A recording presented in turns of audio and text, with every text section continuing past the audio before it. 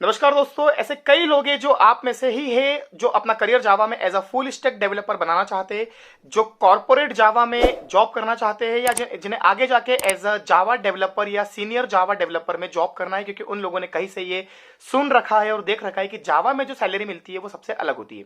दोस्तों, मेरा नाम है गौरव। हमेशा की तरह प्रोग्रामर्स पॉइंट की इस यूट्यूब चैनल पे आज मैं आपको इस पूरे वीडियो में ये क्लियर करने वाला हूं कि जावा फुल स्टैक डेवलपर या कॉर्पोरेट जावा डेवलपर में अगर आपको ट्रेनिंग करना है और आगे जॉब करना है तो इसका एक पूरा कंप्लीट रोड मैप क्या होता है। रोड मैप से मतलब है कि अगर हम अभी बिल्कुल फ्रेशर है, हमारा टेक्निकल या नॉन टेक्निकल बैकग्राउंड है या हमें गैप हो चुका है, तो हम ऐसा क्या रोड मैप फॉलो करें जिसमें हम जावा में as a full stack developer बन सकते हैं। चलिए इस वीडियो को हम लोग शुरू करते हैं। सबसे पहले पॉइंट को हम लोग स्टार्ट करते हैं यहाँ पर कि if you want to become a corporate Java full stack developer and if you want to become a corporate full stack Java developer with React and Angular JS, then what steps you need to follow to become a Java full stack developer। दोस्तों, इस video में जैसे मैंने आपको पहले भी कई बार बताया है कि front end back and database तीन चीज तो होती ही होती है आपके पास। सो जावा डेवलपर बनना है अगर आपको, तो फ्रंट एंड की बात मैं आपसे अभी नहीं करना चाहता हूं, मैं सीधे आता हूं जावा के ऊपर। सबसे पहले आपको स्टार्ट करना पड़ेगा अपना career as a core Java से। हम सभी जानते हैं कोर जावा सबसे पहली स्टेप होती है जावा की, जिसको कई लोग J2SE जावा स्टैंडर्ड एडिशन भी कहते हैं।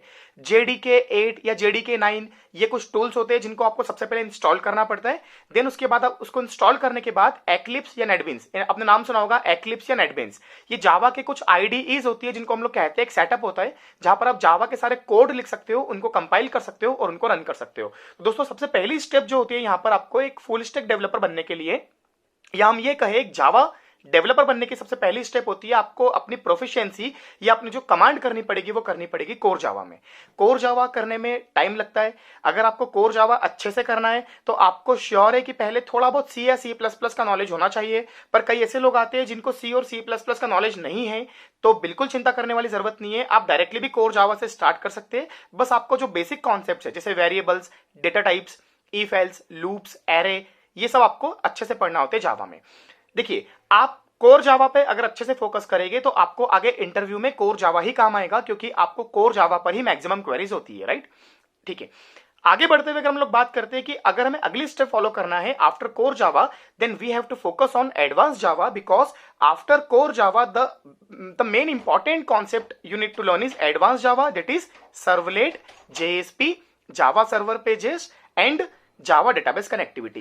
मैंने जो भी नाम रिपीट करे मैं आपको एक बार फिर से बोलना चाहता हूं। जावा डेटाबेस कनेक्टिविटी, सर्वलेट, जावा सर्वर पेजेस, ये कुछ ऐसे कॉन्सेप्ट्स हैं जो आपको सर्वर साइड पे काम आते हैं। इसके लिए आपको बैकएंड पे एक सर्वर होता है टॉमकेट, या फिर एक सर्वर और होता है ग्लासफिश। दोस्तों, मैंने फिर रिपीट करना चाहता हूं आपको, ग्लासफिश या टॉमकेट, ये दो आपके सर्वर्स होते हैं जिन पे आप जावा की वेब एप्लीकेशन रन कर सकते हो। तो जब भी बात आती है कि जावा में अगर आपको एक वेब एप्लीकेशन डेवलप करना है डायनामिकली, तो आपको आना चाहिए सर्वलेट और JSP, और आपको नॉलेज होना चाहिए कि जावा डेटाबेस कनेक्टिविटी JDBC कैसे वर्क करता है।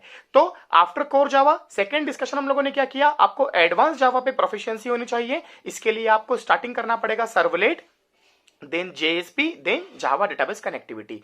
दोस्तों, स्टेप नंबर थर्ड, अगर आपको एक अच्छा जावा फुल स्टैक डेवलपर बनना है, वो भी कॉर्पोरेट लेवल का, जहां पर आपको पैकेज अच्छा मिल सकता है, तो आपको एडवांस जावा के साथ आपको फोकस करना पड़ेगा MVC आर्किटेक्चर।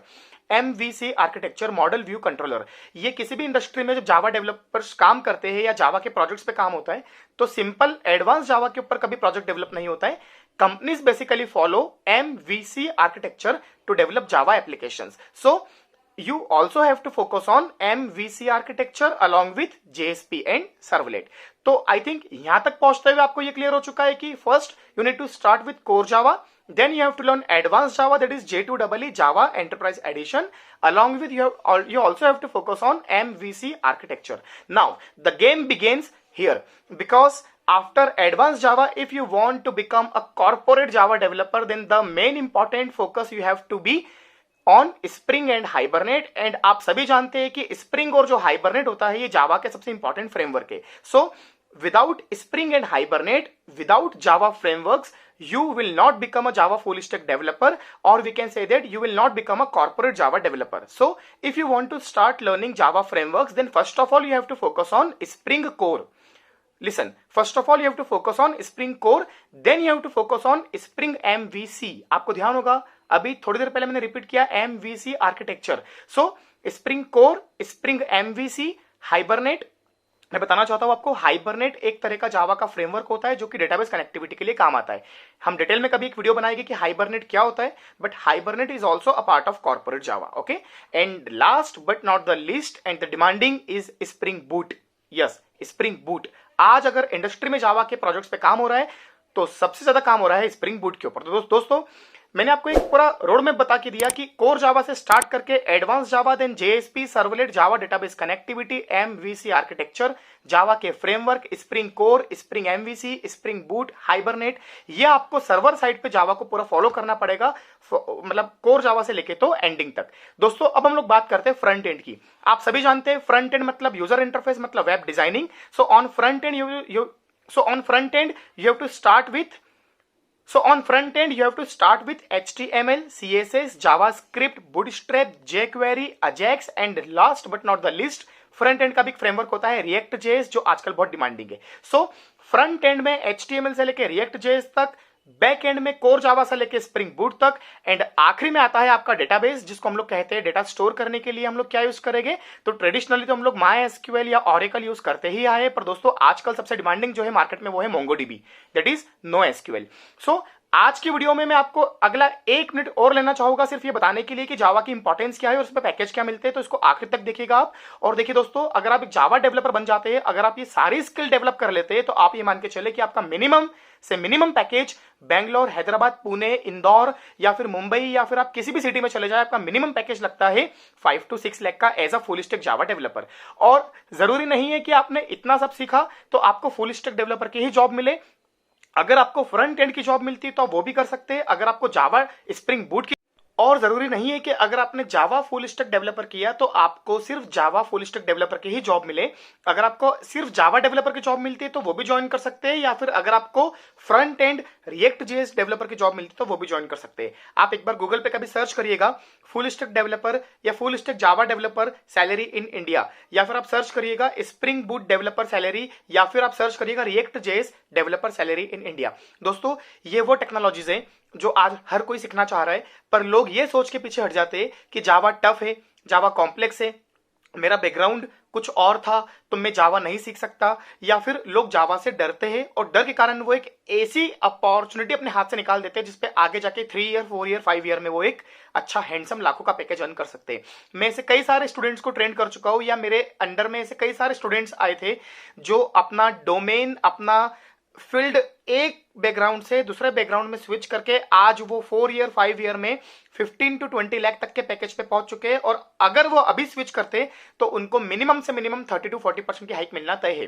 दोस्तों आज की डेट में या आज के आईटी मार्केट में जावा, डेटा साइंस, पाइथन, या फिर हम ये कहें angular JS, node JS, react JS, या फिर सॉफ्टवेयर टेस्टिंग, या फिर डेवऑप्स, ये कई सारी ऐसी टेक्नोलॉजीज है जिसपे आप स्विच कर सकते हैं और आप इजीली इनिशियल अपना पैकेज 4 लाख, 5 लाख, 6 लाख का आप स्विच कर सकते हैं। मैंने आपको पहले भी कई वीडियो में ये बात बताई है कि आपको आपकी सिटी में कौन कौन सी कंपनीज है जो आपको जावा पे काम करती है या पाइथन पे काम करती है, वो हम लोग आपको गाइड करते हैं।